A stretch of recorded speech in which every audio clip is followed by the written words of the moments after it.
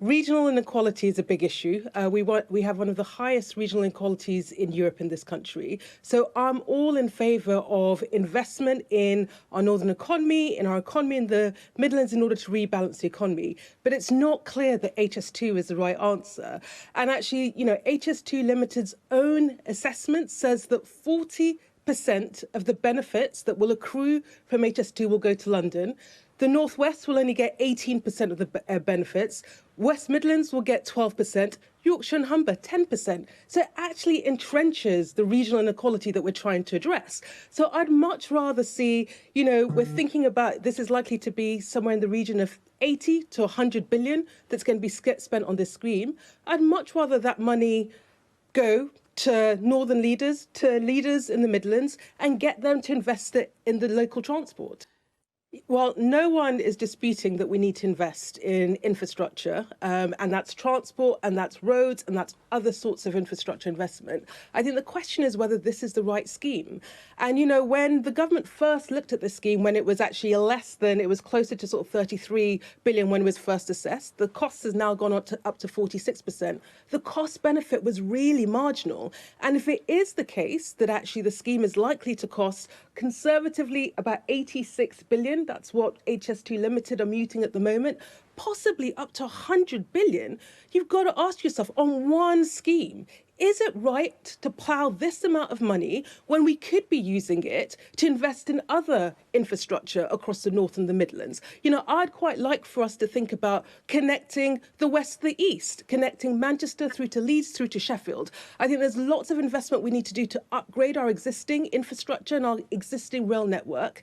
And there's a key job that we need to do to connect smaller towns to our big cities across the North and Midlands. So absolutely, we need huge amounts of investment. No one is disputing that. But if you've got 80 billion to 100 billion to play with, why would you spend it on this one scheme that doesn't do the critical job that people say it will of rebalancing the economy? Because the benefits accrue predominantly to London, and other parts of our economy, the Yorkshire and Humber, North West, Midlands, get far less of the benefits. So actually, let's give all the money to the northern leaders. Let's give it to the leaders in the West Midlands, to the East Midlands, and get them to invest it in their transport network, get them to invest it in critical infrastructure. And I think we'd get far more value for money out of that. But what about the money that's already been spent? Is that simply to be forgotten? If you've spent a certain amount, surely you should just continue with the project and finish the job.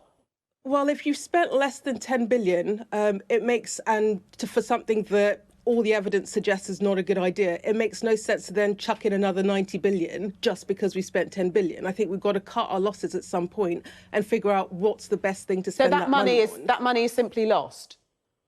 It's simply lost. But what about adapting? In the end, what about adapting the project, though? So I think there are things that you could do to adapt, but I think some of the upfront investment that's been put into it makes it incredibly difficult. This is why it's so hard, and this is why it's politically so hard. And actually, there is a kind of juggernaut that's moving towards this thing. And I say this as someone that used to be a supporter of HS2, and then I looked at the evidence and I was like, well, actually, it's really hard. You could just about make the case at 33 billion.